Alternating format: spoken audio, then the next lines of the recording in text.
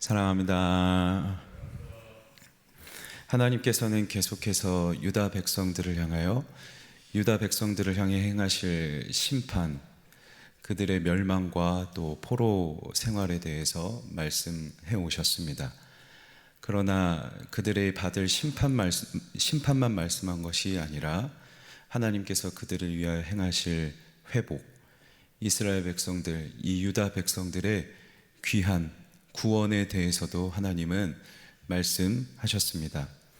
그러나 분명 하나님께서 이 백성들을 향한 구원을 말씀하셨지만 어떻게 일하실지, 어떤 방법, 어떤 모양으로 우리를 구원하실지 이들은 알지 못했습니다. 그 방법을 알려 할수록 막연함이 찾아오고 막연하기에 두려웠습니다. 그런 백성들을 향하여서 하나님께서 어떤 분이시고 어떻게 일하실지 오늘 말씀을 통해 알려주고 계십니다. 오늘 본문에서 하나님께서는 이 고레스 왕을 부르시면서 이렇게 말씀하시는데, 이 고레스 왕이 여호와의 기름 부음을 받은 자라고 말씀하고 계십니다. 여호와의 기름을 부었다는 것은 보통 제사장 그리고 선지자 왕, 이 세 가지 직분을 받는 자를 향하여 여호와의 기름을 부음 받았다라고 말합니다.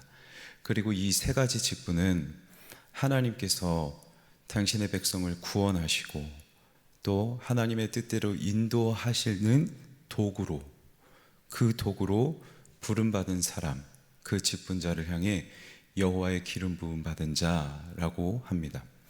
그런데 고레스 왕, 이 페르시아 바사 왕인 고레스를 향하여서 여호와의 기름 부음 받은 자라고 말씀하시는 것은 하나님께서 이 유다 백성의 구원을 위한 도구로 이방의 왕인 고레스를 부르셨다, 그를 도구로 택하셨다라고 말씀하고 계십니다. 그리고 하나님께서 이어서 말씀하고 계시는데, 내가 그의 오른손을 붙들고 그 앞에 열국을 항복하게 하며.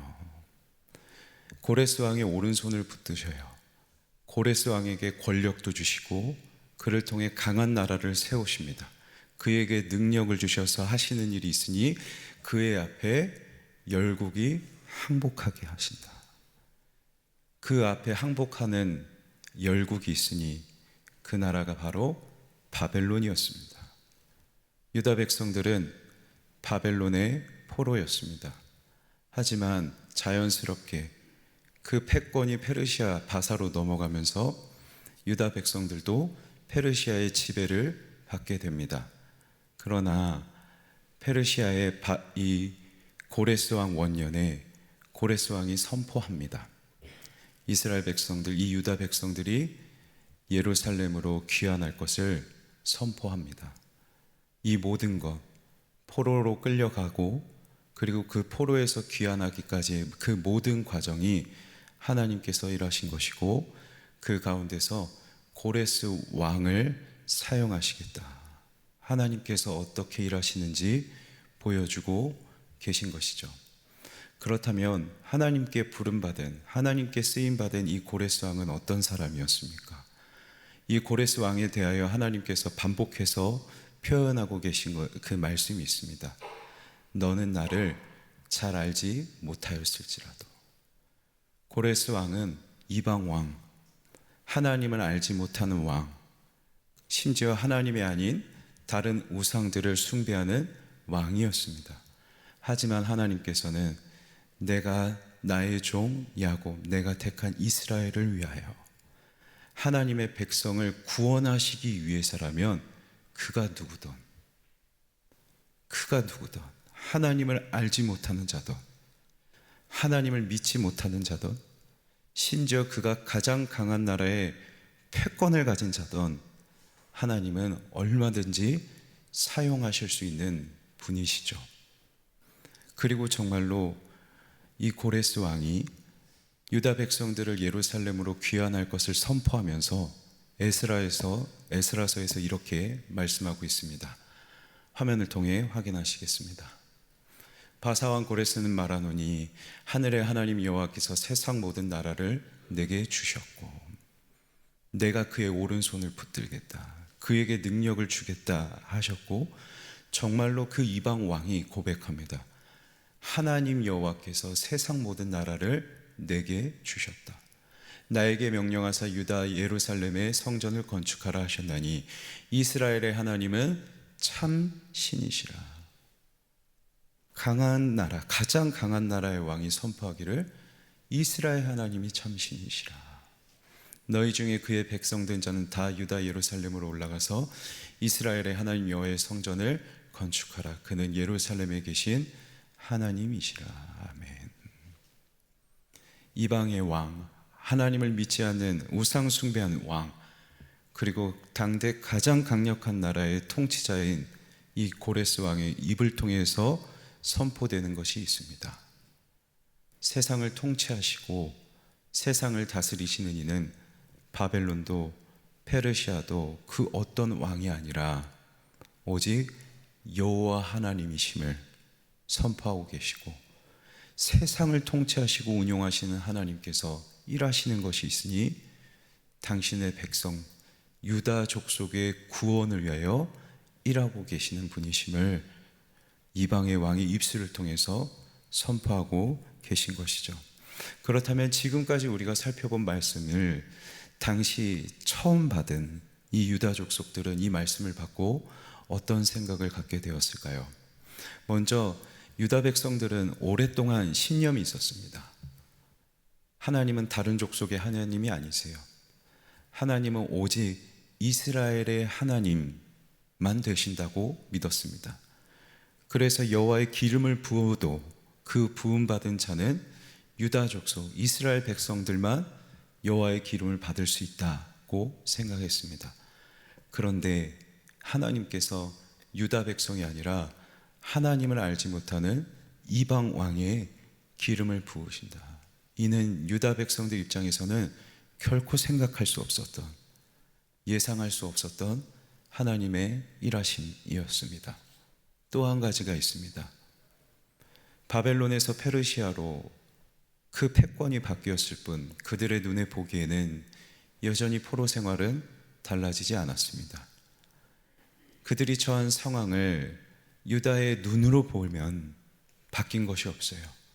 하지만 그때가 하나님께서 유다 백성을 구원하시는 신호탄이자 출발점이었습니다. 세상을 통치하시는 하나님은 유다 백성들의 이해로 결코 담을 수 없는 하나님, 그리고 유다 백성들의 생각을 뛰어넘어서 역사하시는 하나님이셨습니다. 그렇다면 유다 백성들에게 정말로 필요한 것은 무엇이었을까요? 세상 돌아가는 세상사를 나름대로 잘 해석하는 것이 필요했을까요? 하나님이 언제 일하실지, 하나님이 어떤 방법으로 구원하실지 하나님의 때와 방법을 알아내는 것이 중요했을까요? 그렇지 않습니다. 유다 족속들에게 정말로 필요했던 것은 하나님의 때와 방법을 아는 지혜가 아니라 그 세상을 다스리시는 가장 높으신 하나님이 그들의 구원을 위해 반드시 일하시는 신실하신 하나님이심을 믿는 믿음, 하나님을 믿는 믿음이 그들에게 필요했던 것이죠. 오늘 말씀 앞에서 그러면 저와 여러분은 이 말씀을 어떻게 받아야 할까요? 우리 눈에 보기에 우리가 살아가는 삶이 포로 생활이 지속되는 것처럼, 환난과 어려움이 지속되는 것처럼 보입니다. 우리 나름대로 우리가 처한 상황을 해석하려 하기도 합니다. 때로는 하나님이 언제 나를 위하여 일하실지, 하나님이라면 이런 방법으로 나를 구원하셔야 하는가, 나름 그 때와 방법을 판단하고 하나님 앞에 구하기도 합니다. 하지만 분명 그저 우리가 해야 되는 것은 때와 방법을 알려 하는 것이 아니라 그 하나님께서, 가장 높으신 세상을 운용하시는 하나님께서 반드시 우리의 구원을 위하여 일하신다. 우리 눈에 보기에는 어려움이 지속되는 것 같아도 신실하신 하나님께서 우리를 위하여, 우리를 구원하시기 위하여 반드시 일하신다. 그 하나님을 믿는 믿음, 그 믿음이 저와 여러분에게 필요하지 않을까 생각합니다. 오늘 아침에 기도하실 때 반드시 일하신 하나님, 세상을 다스리시고 이방의 왕, 하나님을 믿지 않는 가장 강한 나라의 왕도 마음껏 사용하실 수 있는 그 능력의 하나님이 저와 여러분을 위하여 일하심을 믿고 그 하나님을 의지하며 기도하는 저와 여러분이 되면 좋겠습니다. 말씀을 맺겠습니다. 오늘 우리는 오늘도 여러 환난 가운데, 어려움 가운데 부딪힐 수 있습니다. 때와 방법을 알려 할수록 막연하기에, 우리의 이해력으로는 담아낼 수 없기에 우리에게는 막연함과 두려움만 남습니다. 그런 우리에게 필요한 것은 신실하신 하나님께서 오늘도 우리의 구원을 위하여 일하신다. 우리의 구원을 위하여 세상을 움직이신다. 이 믿음으로 오늘 하루의 삶을 감당하는 저와 여러분이 되면 좋겠습니다. 그렇게 주님의 그늘 아래에 머물며 담대하고 평안하게 오늘 하루의 삶을 감당하는 저와 여러분이 되길 주님의 이름으로 간절히 소망합니다.